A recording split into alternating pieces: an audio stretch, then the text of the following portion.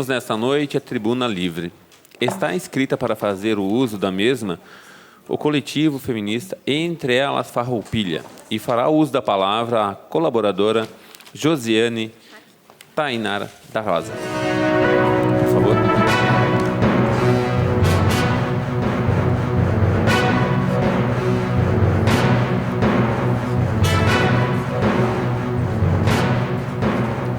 Primeiramente, eu gostaria de me apresentar. Eu me chamo Josiane Tainara, para os íntimos Tainara. Faço parte do coletivo feminista Entre Elas. Sou assistente social de formação, servidora pública com orgulho, há mais de 8 anos. E é um imenso prazer trazer à casa um tema tão atual e tão importante de ser discutido na cidade de Farroupilha. Então, eu começo com uma frase da Rosa Luxemburgo. Pelo que o feminismo luta? Por um mundo onde sejamos socialmente iguais, humanamente diferentes e totalmente livres.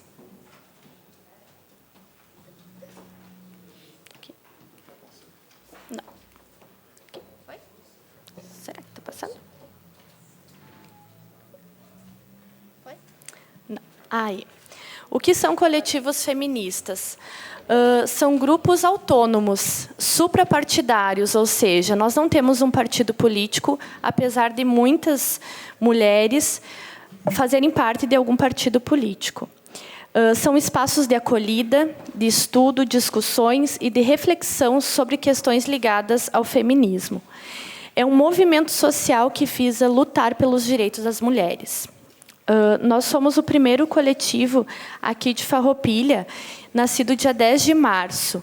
Nós contamos hoje com a colaboração de em torno de 30 mulheres e também contamos com uma participação ativa de cerca de 10 mulheres. Nós possuímos também um alinhamento e parceria com o Coletivo da Diversidade Sexual Desnormativa, também da cidade de Farroupilha, fundado esse ano. O feminismo, então, ele é um movimento político que visa a igualdade de direitos entre homens e mulheres, bem como o respeito às diferenças entre homens e mulheres.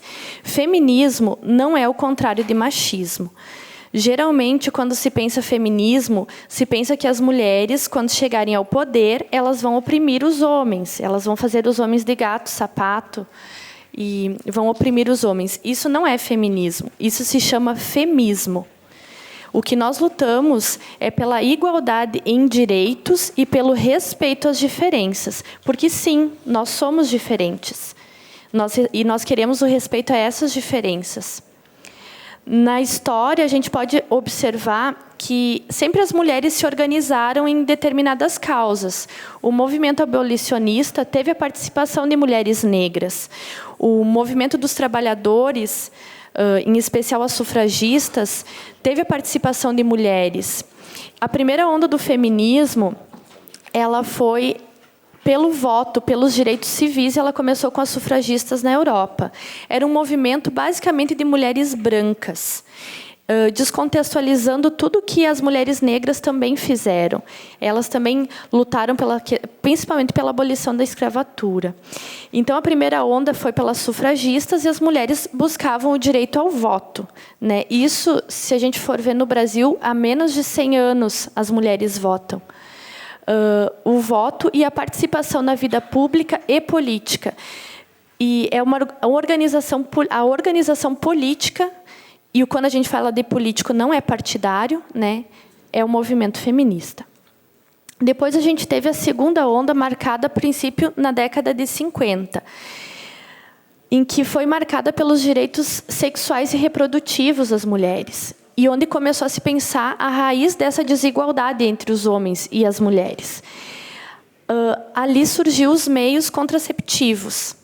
Né? As mulheres, elas não tinham o poder de escolher quantos filhos elas tinham. Era a questão da igreja, era a questão da sociedade e era a questão também do matrimônio.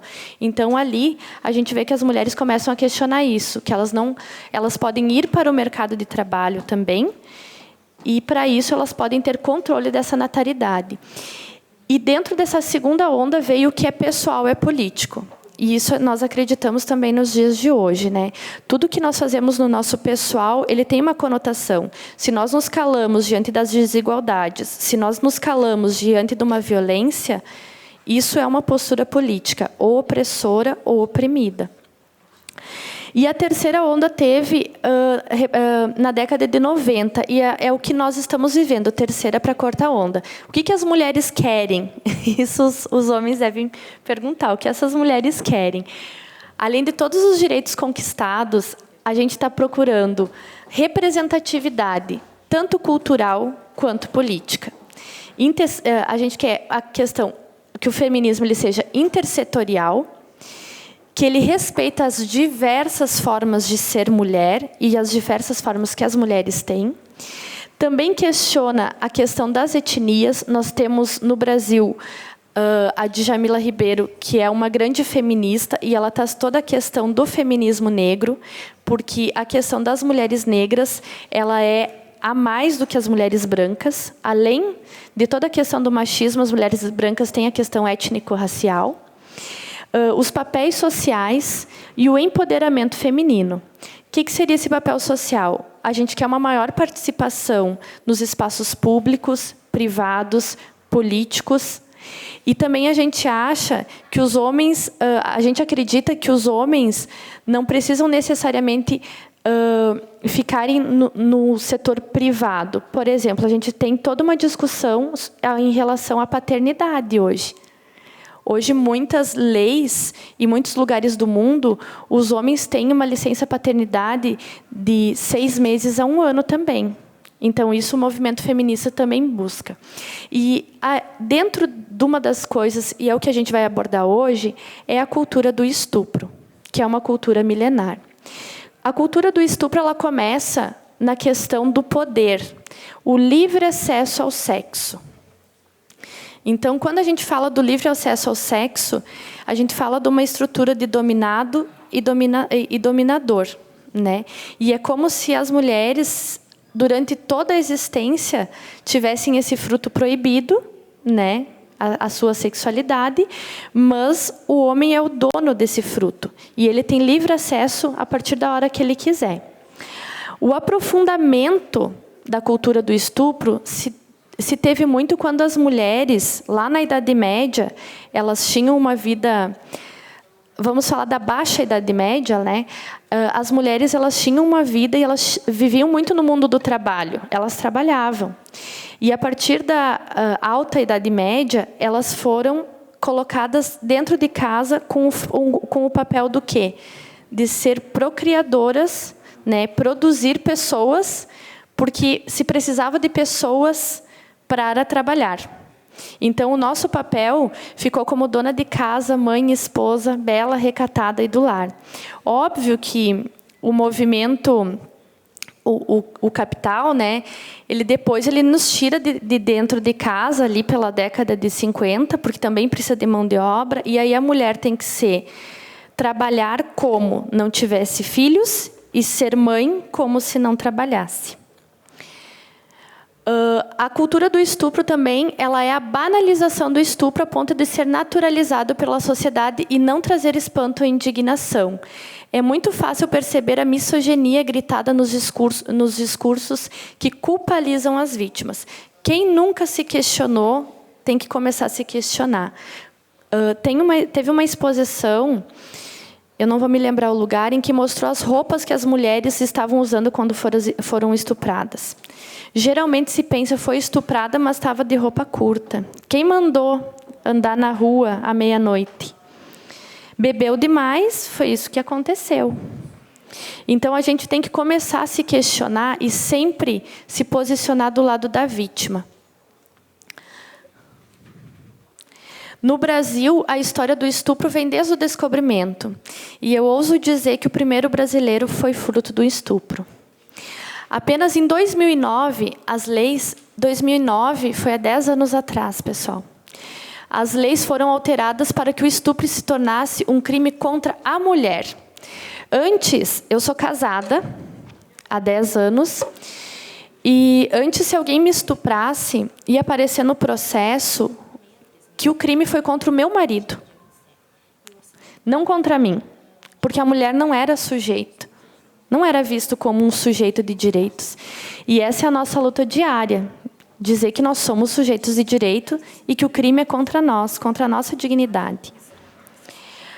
A cultura do estupro se estabelece a partir da aceitação do estupro como uma punição social. A mulher fica guardada em casa, não é estuprada. A mulher que se dá o respeito não é estuprada. Vocês já ouviram essa fala, né? A mulher deve se precaver para não ser estuprada. Novinha, a gente vê muitas músicas, né, que falam novinha. Novinha é criança. Com menos de 14 anos, mesmo que a relação seja consensual, ela é considerada estupro. Ela disse não, mas ela queria dizer sim. Quem nunca ouviu essa frase? Ela está se fazendo. Ela quer sim. Ela queria. Ela bebeu demais, mas ela queria. Em 2008, o Brasil registrou 66 casos de estupro. 66 mil, casos de estupros, sendo 180 estupros por dia. 54% tinham até 13 anos de idade. 80%, 82% são do sexo masculino. E nisso a gente coloca que a cultura do estupro, ela não é só contra a mulher. Nós temos ali 18% são meninos que são estuprados. 7,5% não notificam o crime às autoridades. Então, se tu for ver, é tão banalizado o estupro que as pessoas não se sentem à vontade para ir fazer a mulher ou o menino. E eu digo assim que muitos homens, né, pela questão do machismo, daqui a pouco sofre o estupro, mas não vai fazer uma ocorrência policial. Então, os nossos dados ainda são precários. Outra coisa que é um mito. Sempre a gente acha que o estuprador vai ser aquele homem de capuz que vai estar numa emboscada para pegar a mulher. E os dados mostram que não. 76% dos estupros, a vítima tinha algum vínculo. Pai, padrasto, tio, amigo da família, irmão. E desde 2015, cresceu 5% o número de estupros. O Rio Grande do Sul tem 43,2 estupros a cada 100 mil habitantes. E a média da idade dos meninos que sofrem estupros é de 7 anos. Vocês ouviram falar que em 2019 se diminuiu o índice de criminalidade, né? Só que a violência, o feminicídio, a violência contra a mulher, cresceu 25%. Então, a violência ela mudou, ela se agravou para a mulher, ainda mais. Para enfrentar essa cultura do estupro, e é por isso que é tão importante estar conversando com vocês que são que legislam leis, né, e estimulam o poder executivo. Educação sexual nas escolas.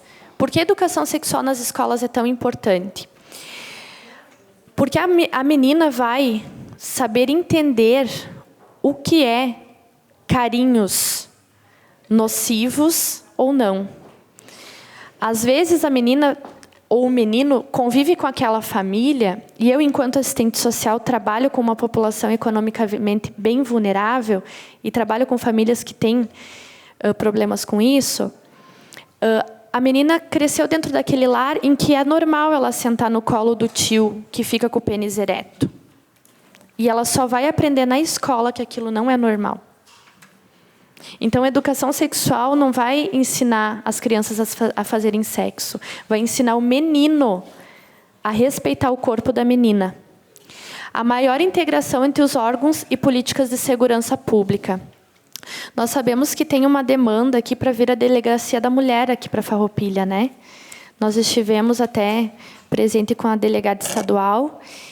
E é importante que todas as políticas caminhem junto.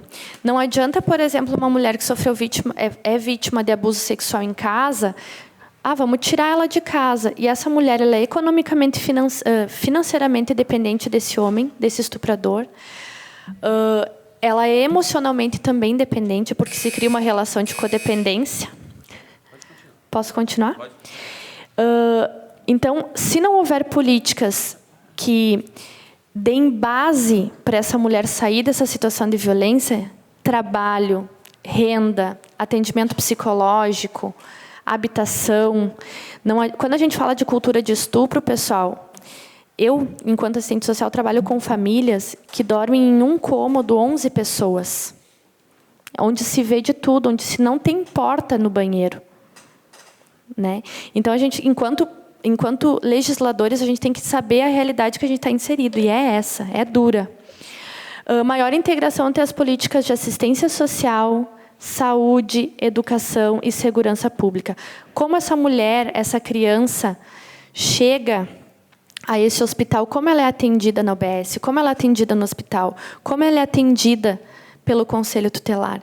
E eu trabalhei também na área da educação. Como a criança violentada chega, às vezes, na educação, na escola e conta para o professor. Como está sendo esse atendimento do Conselho Tutelar a essas demandas? Já vou encerrar minha fala e depois eu quero ler uma nota a vocês. Porque é tão importante conversar com os homens sobre feminismo. E é tão importante eu deixar claro aqui que a nossa relação ela não é de guerra entre os sexos, mas de cooperação. Aquela grande feminista brasileira negra, que é a Djamila Ribeiro, ela traz uma fala bem importante. Ela diz: o feminismo é uma luta das mulheres, mas só se realiza plenamente com a aliança aos homens, porque não há apenas mulheres no mundo. Então, o lugar dos homens na nossa luta é o lugar de aliados, e nós precisamos deles. Ter práticas que contribuam para a vida das mulheres. Se é um legislador, pensar na discriminação do aborto, por exemplo. Se é um gestor público, pensar em políticas para as mulheres. Na hora de discutir o transporte coletivo, tem que se discutir gênero. Na hora de discutir direito à cidade, tem que se discutir gênero. Porque se não há creches o suficiente, onde as mulheres vão deixar os seus filhos dela para trabalhar. Se você é professor, na bibliografia do seu curso, há quantas mulheres? Aliás, você reprime um aluno que está assediando uma aluna? Bom, nós temos hoje no Brasil, o aborto ele não é criminalizado nos casos de violência sexual. Nós sabemos que tramita uma PEC do ex-senador Magno Malta, que ele quer uma alteração em que vai colocar lá na Constituição Federal que toda a vida a partir da concepção deve ser preservada. E isso vai tirar da mulher vítima de estupro o direito de não gerar um filho do estuprador. Trago o meu exemplo pessoal. Eu estou tentando uma gravidez. Se hoje eu for estuprada e eu engravidar do estuprador, como é que vai ficar a minha vida se eu tiver que levar essa gravidez adiante? Então, são leis dessa forma que o poder legislativo precisa pensar que essa é a defesa das mulheres que nós esperamos de vocês. Quando nós falamos em creche, nós falamos em dar prioridade para aquela mãe solteira que tem 2 filhos e que o pai abandonou. Nós sabemos que hoje tem 25 milhões de pessoas sem o nome do pai na certidão de nascimento. E essa mãe precisa prover esse sustento. Então, por isso, nós temos que pensar em dar prioridade para essas mães. Quando também nós falamos em transporte coletivo, nós temos inúmeros casos de assédio. Inclusive, senhores vereadores, eu como funcionária pública, inclusive, tem no nosso meio de trabalho, do próprio servidor, o assédio. E como nós lidamos e trabalhamos com isso? Como o poder público está lidando com isso? Quando nós pensamos em pensar políticas para as mulheres de habitação, como nós pensamos, como está sendo... Eu sei que teve cadastro para fazer a habitação popular aqui na cidade, né? Quais vão ser os critérios? Eu, enquanto assistente social, eu trabalho na política de segurança alimentar na Prefeitura de Caxias do Sul. E eu estou dando prioridade para as mulheres que são chefes de família. Então, nós temos que fazer... Não é a questão de equidade, oportunidades diferentes aos diferentes. Dentro disso, para terminar, que foi o que nos levou a vir aqui hoje, gostaria de ler uma nota de repúdio à decisão da 5ª Câmara Criminal do Tribunal de Justiça do Rio Grande do Sul. Nós, o coletivo feminista Entre Elas, da cidade de Farroupilha, vimos por meio desse emitir nosso repúdio à decisão dos desembargadores da 5ª Câmara Criminal de Justiça do Rio Grande do Sul, que absolveu um motorista de aplicativo do Uber, condenado em primeira instância pelo crime de estupro contra a passageira. Na sentença, a desembargadora, então nós vemos que não basta ser mulher, tem que ser uma mulher que lute pelas mulheres, Cristina Pereira Gonzalez afirma que, se a ofendida bebeu por conta própria, dentro do seu livre-arbítrio, não pode ela ser colocada na posição de vítima de abuso sexual pelo simples fato de ter bebido. O estupro aconteceu com a vítima inconsciente, que foi levada para o próprio quarto pelo estuprador. É inadmissível pensar que, nos dias atuais, mulheres vivam ainda com medo dos homens. É preciso dar um basta nessa realidade. A cultura do estupro é algo milenar, instituído pelo poder masculino no livre acesso ao sexo sem consentimento do outro. Faz vítimas mulheres e também homens. Mais de 80% dos casos registrados dessa violência bárbara é contra meninas e mulheres. O estupro deflagra o total desrespeito aos direitos humanos, roubando das vítimas a dignidade, a autonomia e o direito sexual. Vítimas de estupro têm maiores chances de desenvolver depressão e de buscar o suicídio. O estupro é considerado pelas mulheres a maior e mais degradante tipo de violência, pior até do que a morte. Junto com o estupro vem a cultura também ancestral de culpabilizar as vítimas, em especial a vítima mulher. Vemos, de forma doentia, a sociedade deixa de debater a conduta do estuprador e começa a investigar a conduta da vítima, tentando justificar o injustificável. Lembremos aqui a fala do atual presidente da República ao expressar que não te estupro porque você não merece, proferida contra uma parlamentar. Falas como essas, vindas de políticos, referem pensamentos nebulosos a respeito com relação às vítimas de estupro, deixando entendido que toda mulher estuprada fez por merecer, como se estupro fosse algo a ser merecido por alguém.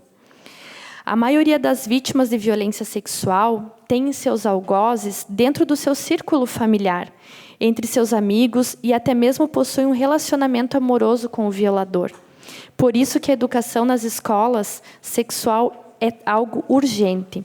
Para meninos, conhecimento e abertura. Para meninos e meninas. Meninas saberão como identificar o perigo e terão conhecimento e abertura para denunciar. Os meninos romperão com a masculinidade tóxica e o machismo agressivo, que compõe o perfil do estuprador. Não eduquemos mulheres para saber se vestir, se portar ou para não provocar os homens, mas educamos homens para que vejam as mulheres e os demais como seres humanos, dotados de direitos e sentimentos. A decisão do TJ legitima a cultura do estupro e a culpabilização da vítima. Desrespeita de forma abominável o direito das mulheres e traz consequências terríveis para a sociedade brasileira.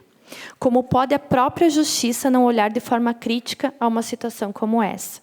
Como pode a própria justiça debater de forma rasa um assunto tão profundo? Como pode a própria justiça ignorar as estatísticas e estudos na área da violência sexual e optar por seguir o senso comum patriarcal, investigando e culpando a vítima, justificando algo? Tal decisão do TJ é um novo estupro a cada vítima e a legitimação da barbárie, deixando claro para a sociedade brasileira que existe livre acesso ao estupro, dando carta branca aos homens para estuprar as mulheres, cujo pensamento desses interpretem como merecedoras dessa violência. De acordo com o Mapa Social de Farroupilha, feito pelo Ministério Público do Rio Grande do Sul, em 2017, 330 casos de violências contra a mulher foram registrados. Em 2018, foram 351. Uma mulher por dia na nossa cidade é violentada. Segundo o Fórum Brasileiro de Segurança Pública, somente 10% dos casos de violência sexual são registrados nas delegacias.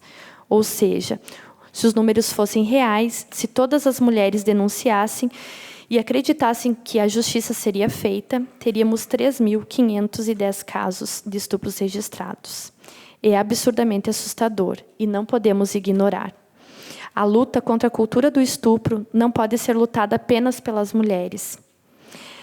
Os homens precisam também lutar por essa causa. E não por suas mães ou por suas filhas, mas pela própria civilidade e desenvolvimento humano.